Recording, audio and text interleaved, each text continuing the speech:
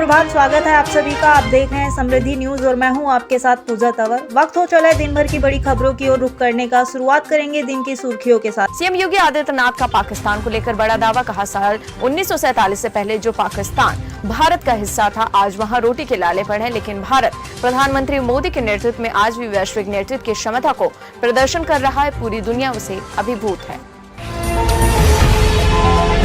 TMC प्रमुख ममता बनर्जी ने 2024 लोकसभा चुनाव के लिए किसी भी गठबंधन से इनकार करते हुए कहा कि टीएमसी कांग्रेस से इस चुनाव को अकेले लड़ेगी। हरियाणा पुलिस ने राज्य सरकार की ई टेंडर नीति का विरोध करने के लिए पंचकुला में इकट्ठा होने वाले गांव के सरपंचों पर लाठीचार्ज कर दिया था, जिसके बाद गुस्साए सरपंचों ने सड़क पर ही टेंट गाड़ दिए। दिल्ली के टिकरी बॉर्डर जैसे हालात बन गए हैं। राजस्थान के बांदा में जेल में बंद एक कैदी ने जेल की दीवार फांदकर फरार हो गया। बता दें, इस कैदी ने अपनी पत्नी की हत्या कर दी थी। मामले में खुलासा तब हुआ जब कैदियों की गिनती हुई। गुजरात के अमरेली जिले में एक निर्माणाधीन हाईवे ओवरपास का एक हिस्सा गिर गया। हालांकि इस घटना में कोई घायल नहीं हुआ। अगर होता तो मोरवी जैसा हाल होता। केंद्रीय खुफिया एजेंसियों की ओर से राज्य सरकार को भेजे जाने के बाद गृह मंत्रालय ने अब केंद्रीय सशस्त्र पुलिस बल के 50 कंपनियों को पंजाब भेजने जा रही है।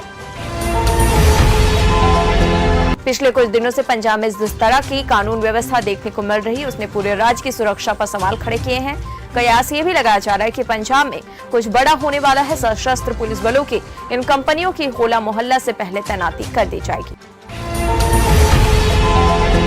आपको बता दें, सिखों के लिए होला मोहल्ला एक अहम पर्व होता है।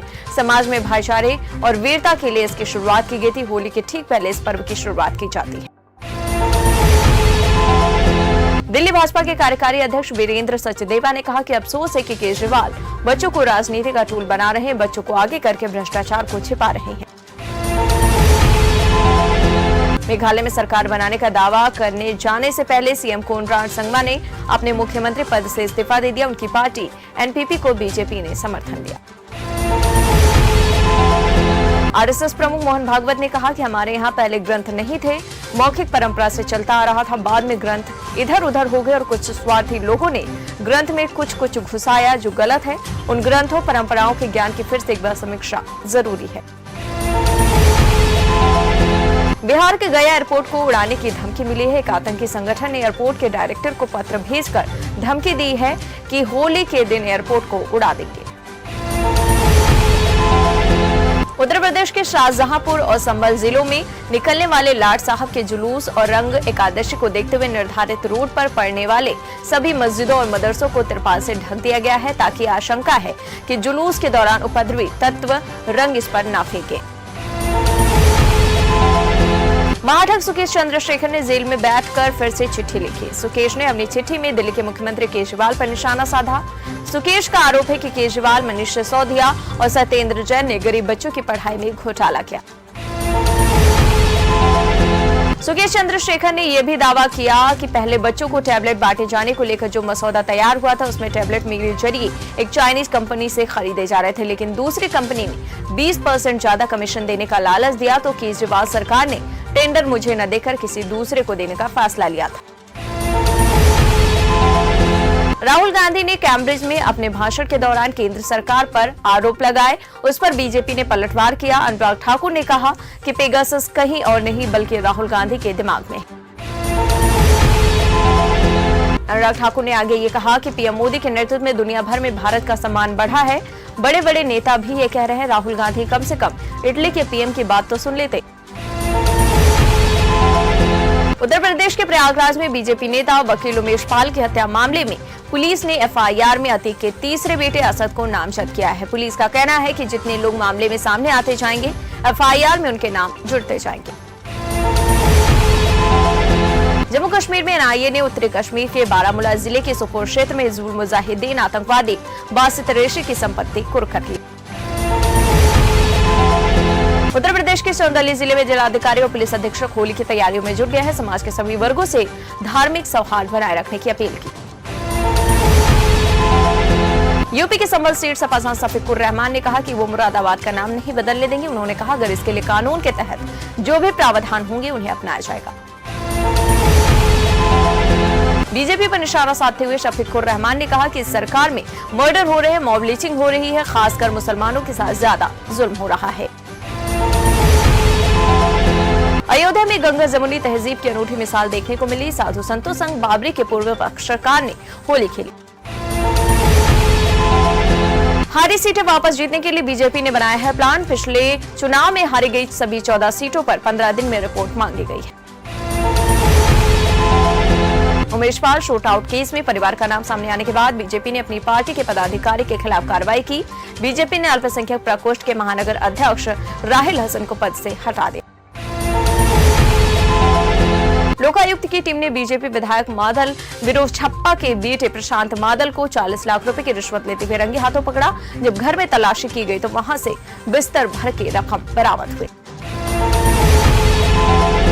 सपा विधायक इरफान सोलंकी की गाजियाबाद और नोएडा में 45 करोड़ की संपत्ति जब्त होगी।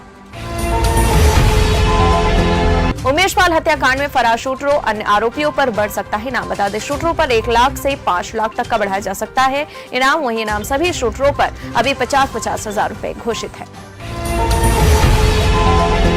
औरैया में सरकारी राशन में प्लास्टिक के चावल मिले, जिसको लेकर आरोप लगा रहे गांव वाले, जिसको लेकर प्रशासन ने सफाई दी और बोले फोर्टिफाइड चावल ही दिया जा रहा है। आम आदमी पार्टी के सांसद संजय सिंह ने ट्वीट कर कहा कि गेम अब डायरेक्ट है, कभी किसी के साथ कुछ भी हो सकता है। जो लड़ेगा वो जीतेगा या हारेगा, जो नहीं लड़ेगा वो कायर कहलाएगा। जम्मू कश्मीर में एनआईए ने कंधार विमान अपहरण मामले में छोड़े गए आतंकी मुश्ताक की संपत्ति कुर्क की। इसके बाद 13 के खिलाफ गैर जमानती वारंट जारी हुआ है। डॉक्टर एस जयशंकर ने कहा कि क्वाड 2023 में काम कर रहा है, क्योंकि मुझे लगता है कि हमारे पास काफी रणनीतिक स्पष्टता और अच्छी समझ के साथ अच्छी लीडरशिप है। अमेरिका के विदेश मंत्री एंटनी ब्लिंकन ने कहा कि हम क्वाड अब प्राकृतिक आपदाओं में मानवीय स्थितियों से निपटने के लिए दुनिया में देशों की मदद करने के लिए एक साथ काम करने में जुटे हुए हैं। ऑस्ट्रेलिया के विदेश मंत्री पेनी मोंग ने कहा कि भारत एक शक्ति है, भारत के बिना इंडो पैसिफिक का कोई पुनर्निर्धारण नहीं हो सकता। केदारनाथ यात्रा से जुड़ी खबर सामने आई। यहाँ बेस कैंप से धाम तक घोड़े खच्चर से यात्रा होती है और घोड़ा खच्चर और डंडी करने की दरों में भी बढ़ोतरी हुई है। इस बार यात्रियों को 10% रेट ज्यादा चुकाने होंगे। ऋषिकेश एम्स का ड्रोन ट्रायल सफल हुआ तो स्वास्थ्य के क्षेत्र में बढ़ रहा है ड्रोन का इस्तेमाल। आपको बता दें, 15 मिनट में एम्स से यमकेश्वर टीबी की दवाइयां पहुंचाई गई। मुंबई में राज ठाकरे के करीबी एमएनएस नेता संदीप देशपांडे पर हमला हुआ, हिंदुजा अस्पताल में भर्ती। मुख्यमंत्री नीतीश कुमार ने तमिलनाडु में बिहार के मजदूरों पर हो रहे कथित हमलों पर चिंता व्यक्त की। वहीं मजदूरों की सुरक्षा सुनिश्चित करने का निर्देश दिया। हालांकि तमिलनाडु पुलिस ने दावा किया कि बिहार के मजदूरों को मारे जाने के संबंध में सोशल मीडिया पर जो वीडियो वायरल हो रहा है वो फर्जी है। ऐसे में सवाल उठ रहा है कि मुख्यमंत्री नीतीश सोशल मीडिया पर चल रही फर्जी खबरों के शिकार कैसे हो गए। केरल के राज्यपाल आरिफ मोहम्मद खान ने बरेली में कश्मीरी पंडितों का जिक्र किया। उन्होंने कहा, मैं कह रहा हूं कि जो लोग रात 12 बजे अपना घर छोड़ने के लिए मजबूर किए गए, क्या उनके ऊपर अल्लाह की सजा आएगी या नहीं। अल्लू अर्जुन के दोस्तों के लिए अच्छी खबर है। बता दें, अल्लू अर्जुन जल्द ही बॉलीवुड की फिल्मों में डेब्यू करने वाले हैं। संदीप रेड्डी वांगा के निर्देशन में बनने वाली फिल्म को उन्होंने साइन कर लिया है। जेएनयू ने परिसर में शारीरिक हिंसा, गाली गलौज और धरना देने पर छात्रों पर 50,000 रुपए का जुर्माना लगाने वाले नियमों को वापस ले लिया। जेएनयू विश्वविद्यालय के कुलपति शांतिश्री डी पंडित ने दावा किया है कि उन्हें इस तरह के दस्तावेज तैयार होने और जारी किए जाने की कोई जानकारी नहीं थी। यूपी बोर्ड परीक्षा में नकल के मामलों में फंसे स्कूलों की मान्यता रद्द करने की तैयारी है। बता दें, इंटरमीडिएट का आखिरी पेपर आज है। बाइडेन प्रशासन ने चीन और रूस की 37 कंपनियों के खिलाफ कार्रवाई करते हुए उन्हें ट्रेड बैकलिस्ट में डाल दिया है। इसी बीच रिपोर्ट में दावा किया गया है कि रूस के राष्ट्रपति पुतिन अब यूक्रेनियों पर सामूहिक आत्मघाती हमले की योजना बना रहे हैं। कंगाली के बावजूद बॉर्डर पर पाकिस्तान फिर से हरकत में है। पिछले एक हफ्ते में भारत ने पाकिस्तान के 8 ड्रोन ढेर किए।